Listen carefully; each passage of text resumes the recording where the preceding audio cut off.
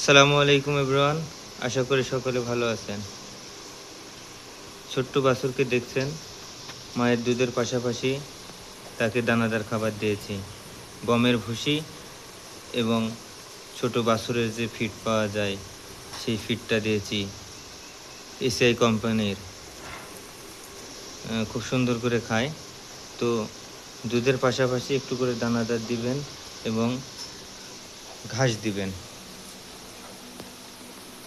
তাহলে বাছুরগুলো খুব সুন্দর তাড়াতাড়ি বড় হয়ে যাবে, হৃষ্টপুষ্ট হবে। কিছুদিন আগে কৃমির ডোজ করিয়েছিলাম বাছুরকে, তো লিভার টনিক খাওয়ানো হয়ে গেছে। এখন জিঙ্ক খাওয়াচ্ছি, আপনাদেরকে অবশ্যই দেখাবো জিঙ্কটা। সোলো জিঙ্ক, পপুলার কোম্পানির এই জিঙ্কটা খাওয়াচ্ছি।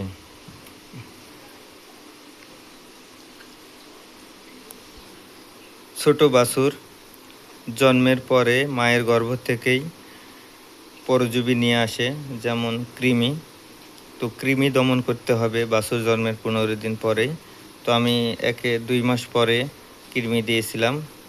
তো কৃমিনাশক করার পর লিভার টনিক দিয়েছিলাম। লিভার টনিকের পর জিঙ্ক খাওয়াচ্ছি এবং দানাদার খাবার কাছে দিয়ে রাখছি, একটু একটু করে খায়।